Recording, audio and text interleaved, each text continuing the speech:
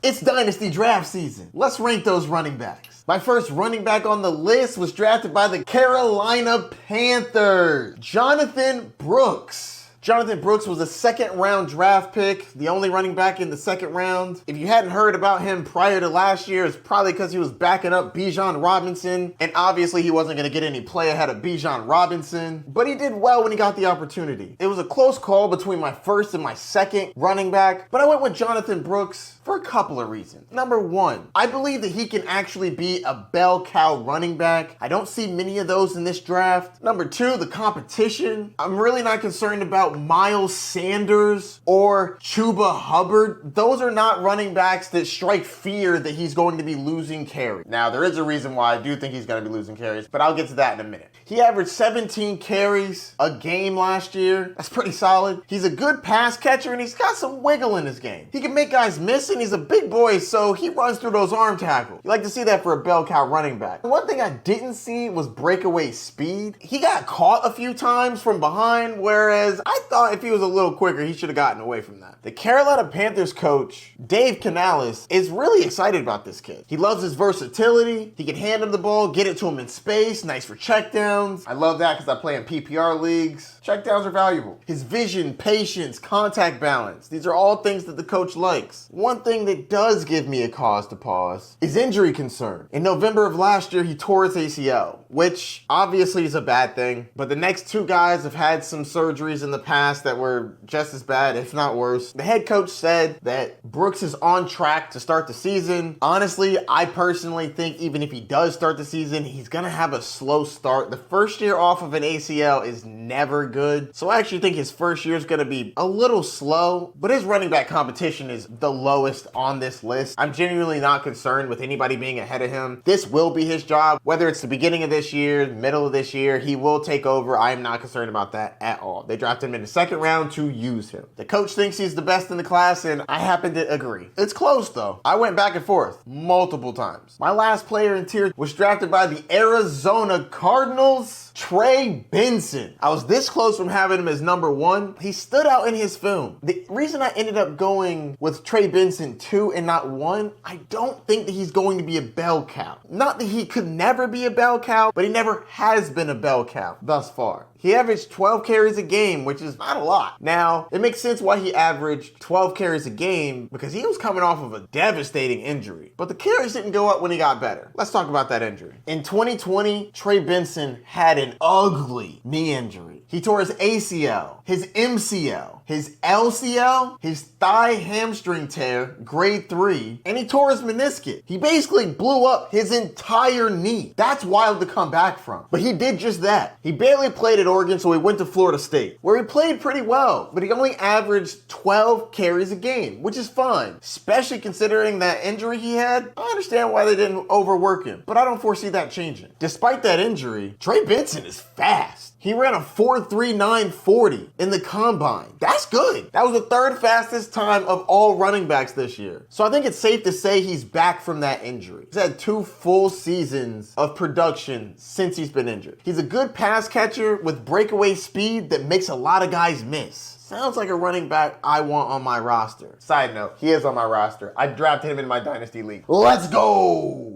At the moment, he is backing up James Conner. Though I think he gets some work this year, James Conner has missed 4 games in back-to-back years. So Trey Benson will get his opportunity. I don't think he overtakes it this year. What you're looking at here is James Conner's contract. And as you can see, it ends this year in 2024. So next year, he's an unrestricted free agent. That basically means it's Trey Benson's time to shine next year. He can learn behind a veteran this year, and he'll be taking over next year. Solid start to a career. On a pretty good offense. I like that. To start off tier 2, the Rams' 3rd round draft pick, Blake Corum, running back from Michigan. Blake Corum was a workhorse running back in college. He averaged 21 carries a game and 17 carries a game. That's a lot. He also had 28 touchdowns last year.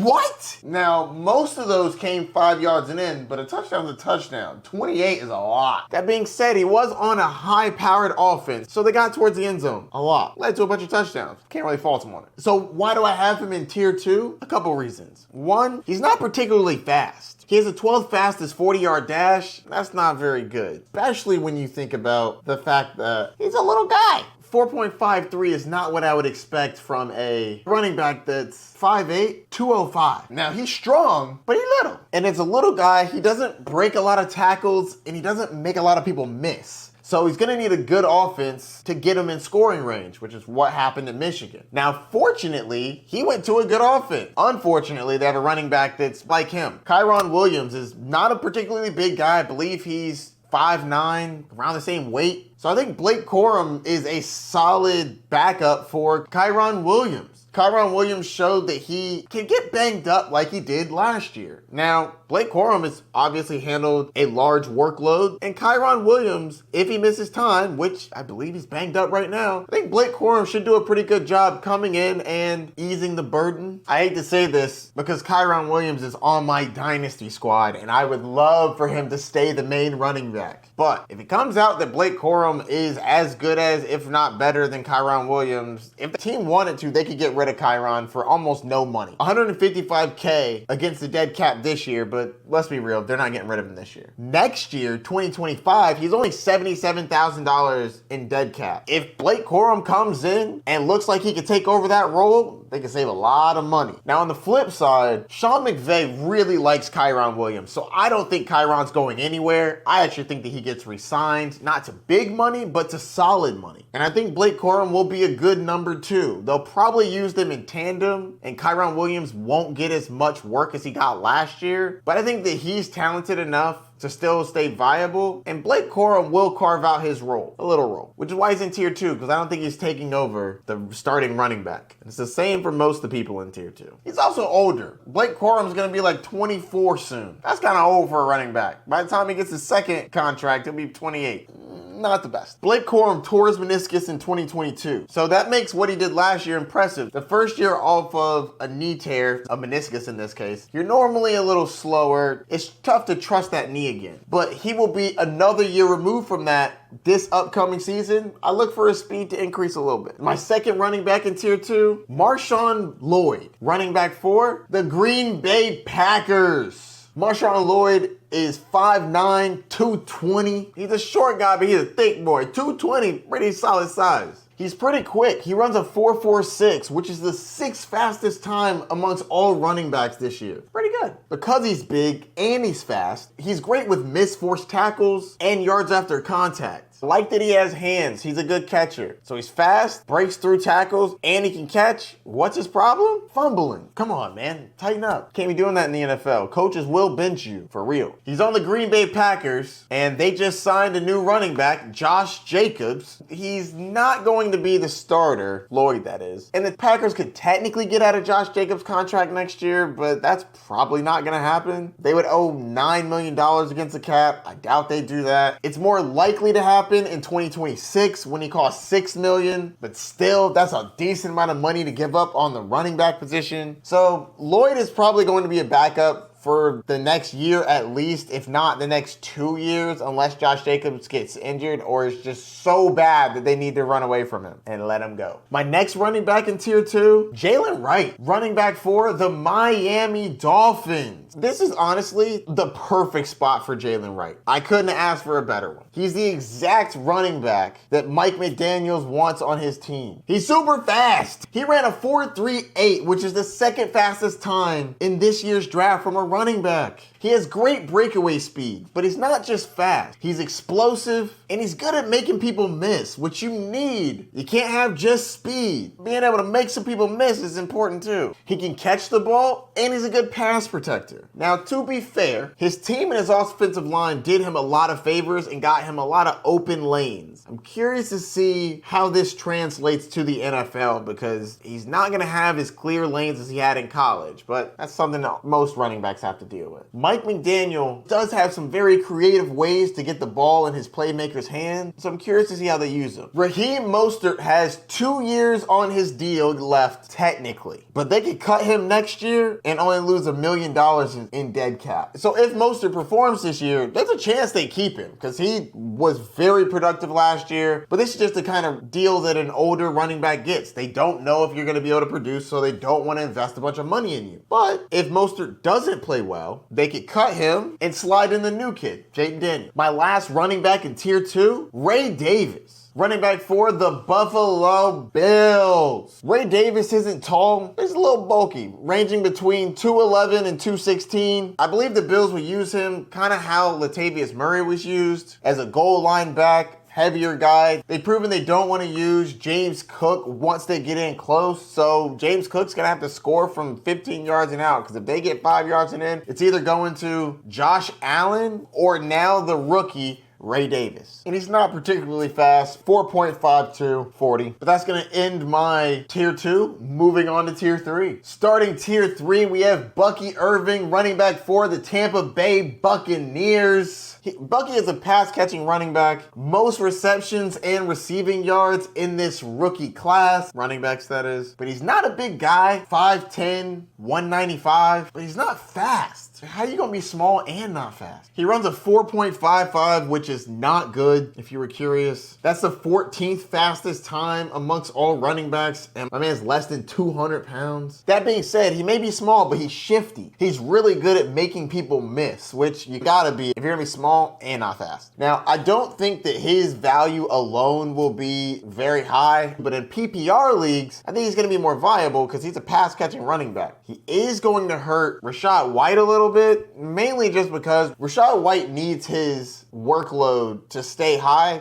for him to stay relevant. And if Bucky Irving comes in and takes some receptions, I'm curious to see how I stat these players out, because I would hate for Rachaad White to take a big hit in the receiving game. That's valuable in fantasy football. Running back 2 in tier 3, Audric Estime. Running back 4, the Denver Broncos. Sean Payton wanted him a big back. 5'11", 227, that's a pretty big boy. Now he's slow, like real slow. Literally the last spot under running back, 4.71. Yikes. I believe he ran better at his pro day. I think it was a 4.65, but still bad. You don't draft the big boy because he's fast. You draft him because he's big. And once he gets going, he's like a juggernaut. My man is hard to tackle. He likes to make people miss and get yards after contact, probably because he's big and hard to tackle. He's a north-south runner, and his hands are fine. They weren't great, but they were all right. And he's young. He's about to turn 21. My man can't even drink, but he's about to be in the NFL. Good for you. Curious to see how this affects Javonte Williams, because Williams wasn't drafted by this regime. Audric Estime what? Does that mean that he's going to get a fair shot to take over this role? We'll see. But Sean Payton sure is shaking some things up. We'll see how it goes. My third running back on tier 3, Isaac Guerendo. Running back for the San Francisco 49ers. Yes, being a backup behind Christian McCaffrey is probably not optimal, but he has been banged up before in the past. I'm not projecting Christian McCaffrey to get hurt, but if he does go down, and if Isaac gets to work, I think he runs with it, pun intended. Now, he's older than most of these running backs. He's 24. But he's fast, like real fast. He runs a 4.33, which was the fastest time for all running backs. Let's go. In 2024, not forever. And he's not a small guy. 6 foot, 221. To run a 4.33 and be 6 foot, 221 is real good. He's good at yards after contact, catching the ball, and pass blocking. He needs to work on making people miss a little bit. But all in all, I think he's a good running back. But as you know, he won't see the field almost at all as long as Christian McCaffrey is there doing work, but he's going to be a solid backup. Most of these guys are going to be backups. Moving on. Speaking of backups, Will Shipley, running back for the Philadelphia Eagles. As you know, they just signed Saquon Barkley. Yes, the colors are wrong. Those will get updated. Saquon's going to be the primary runner. If he goes down, I think Will Shipley could do a little something. He's not a big guy, but he's a good athlete that can catch. Needs to work on making people miss, but I think he'd be a good backup. My last running back in tier 3, Braelon Allen. Running back for the New York Jets.